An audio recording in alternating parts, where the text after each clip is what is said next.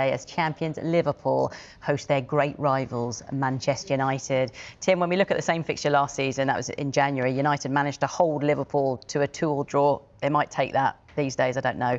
United beat Sunderland, of course, before the international break, while Liverpool have now lost 3 in a row. I always say this to you, I feel, but who needs the win more? Is it now a factor? Actually, it's more crucial for Arne Slot's side to get a result. Yeah. I mean, on the back of 3 losses, clearly Liverpool are looking for a bounce back after the break. I think losing 3 times is a big thing for Liverpool, obviously, at the moment. After a really good start, they're going through a bit of they lost that momentum a bit. And like you said, United had a really important win at home. These are the kind of games that can really change your season. I think it's one of those special games, classic ones. As a derby, obviously this one is not a derby, but as such, yeah. I mean, it's up there with one of those biggest games in the world football. So, yeah, the winner of this will carry that momentum into the weeks coming up. Were you watching that Chelsea game? And what did you think of that late goal? And like you say, the impact that it could have, I suppose. Yeah, this is it. It's all, we talked about confidence, and this is one of those things. This is one of those wins where United had a fair bit of criticism over the last few weeks, and I think rightly so. But yeah, they've had a good win against Sunderland. But Liverpool now, they're looking for this big bounce, and what a better game against your biggest rivals. To turn things around, I suppose. For Liverpool, what do you think has not gone to plan recently? What's gone wrong, if you can pinpoint anything? Or is it a build-up of things, really? Yeah, there's a mix. I think even though they were winning at the start of the season, they were just winning by last-minute goals, so they weren't that kind of well-oiled machine like last year. Defensively, they're not as solid as they were last year. I do think, obviously, they lost Alisson. I think Konate, they've got, obviously, lost Trent. You've got Kirkis coming in at the left side, who hasn't really been amazing this season. So there's definitely a lot of new faces. I think players are still getting used to certain bits of tactics. So yeah, we're still early doors in the season, but I do think there's time for a bit of nerves at Anfield. Talk about new faces. One of those, Florian Wirtz, who is probably the player that's been most talked about, but because of the price tag and what he arrived at Anfield for, and no goals, no assists so far. Is this a case of just? It's difficult, isn't it, when you're joining a new club, a new country, a new league, just a case of taking a little while to settle in? Yeah, obviously Florian Wirtz is an amazing talent. He's proven it on the big stage in Germany, so he will come good. But at the moment, you can see that he's struggling with the intensity, the pace of the Premier League. You can see he's taking a bit too long on the ball sometimes, and physically he's not quite up there, I don't think, with the demands of the Premier League as such, but he will. He showed signs last week against, I think it was Chelsea, where he had this bit of amazing trickery to Salah, who unfortunately didn't finish it up, because that goal would have gone all over the world if that gone in. So he might need that bit of confidence with an assist like that. Yeah, and you talked about the defensive problems a minute ago. Do you think things would be different if they had Mark Gay alongside Virgil van Dijk in the centre-back pairing? Yeah, obviously Gay was truly spoken about in the window, and you can see why, because obviously Mark Gay is a top player for Crystal Palace. He's probably one of the reasons why Palace have been doing so amazing. I mean, that 18-19 game unbeaten run, they've only just missed out. He's fundamental for Palace's great form, so he would have fitted right into that defence of Liverpool, I think. One thing I do want to ask you about on Manchester United is Senna Lammens, who it felt like really rose to the occasion when he, started against Sunderland. Yeah, great debut for him. Surprising how good he was? I think it was a good game for him to find his kind of confidence. I think Sunderland at home is a different game than Liverpool away. So the real test is this weekend, but I think it was a great game for him to get a feel for it, and he impressed me in that first game. Clearly, it's early doors, but I'm looking forward to see how he's going to cope with the big demands on Sunday. I mean, he's a young goalkeeper, isn't he? I think a lot of people just didn't know what to expect, really. Yeah, Well, I didn't, because he's only played 100 games overall in his career. So it was a big gamble when he signed, and I was surprised when he signed. We spoke about players like Martinez being available, Donnarumma.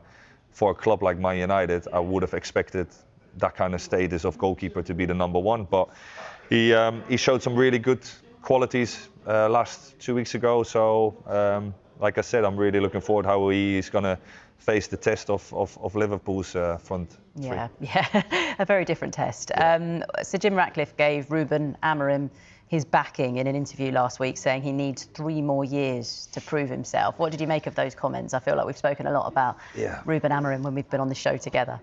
Yeah, I always worry when owners come out and publicly backing, because clearly the results, they need to change. If their results are backing up that confidence, he will stay in the job. But if he loses 5, 6, 7 games in a row, everybody knows that he won't be in the job after that. But it's good that the ownership has come out and backed him, because I do feel, not just Man United, Nottingham as well, it'd be a shame for managers to lose the job that quick, because you can't implement your style in a short space of time. Do you think he's the right fit for United?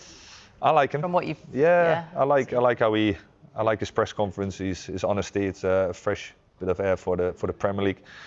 But ultimately, he knows he has to back it up with results. Yeah, that's what it comes down to in football. Yeah. How do you see the game going on Sunday then? Huge game. Yeah, I'm really looking forward to it. I do think Liverpool at home are going to etch it a bit. I think I know you're a Man United fan, so you don't want to hear this, but yeah, no, definitely great game. One of those classics, Super Sundays. Everybody's looking forward to watch. I feel like maybe even more intriguing as well, the fact that we've had this international break. Yeah. I think Liverpool clearly losing 3 games in a row. They will be there ready for a massive bounce at home, and I think the Anfield roar will push them on for a great game. So for Liverpool, because now they can rest and get all on the same page. It came at the right time, I think, just to cool off, focus somewhere else before you come back and say, okay, now let's get back after it.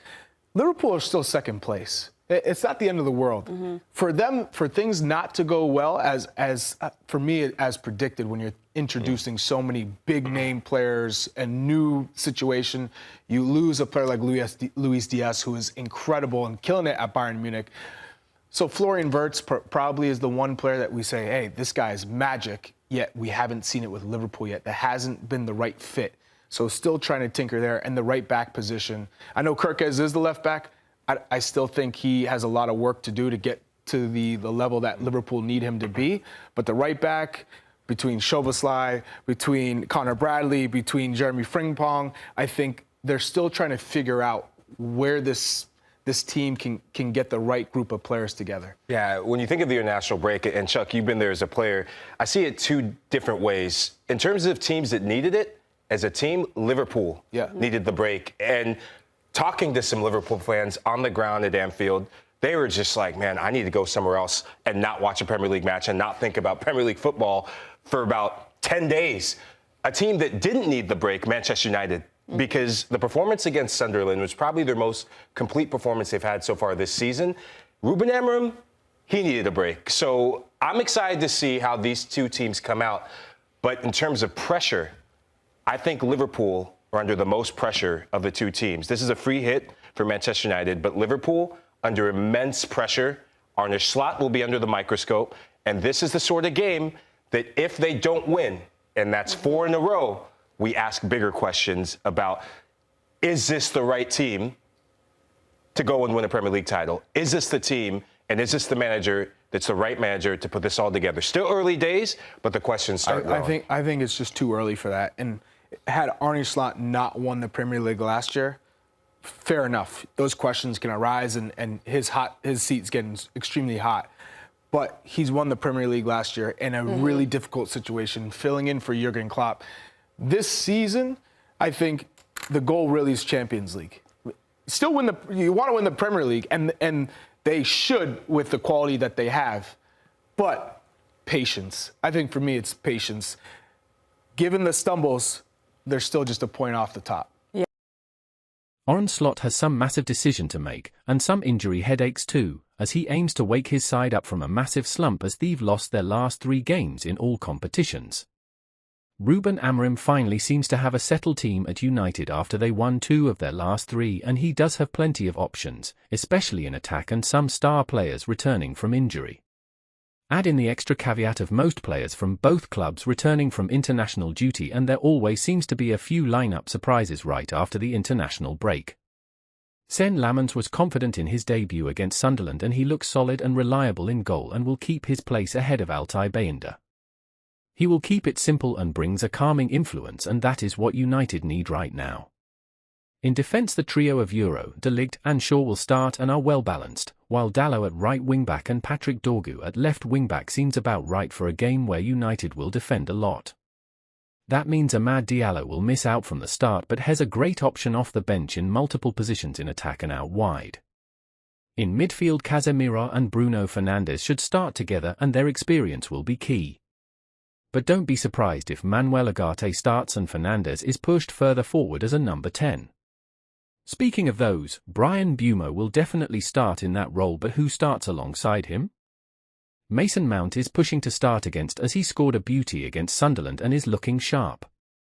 But Matheus Cunha is fit, and United probably need his drive and ability on the counter more in this game, so the Brazilian will likely get the nod over Mount. Up top, Benjamin Sesko has finally started scoring regularly, and his hold-up play has been much better too. The latter will be very important to help relieve some of the pressure on United in this game, so the giant Slovenian striker should start to help Mbeumo, Fernandes and Cunha get on the ball higher up the pitch.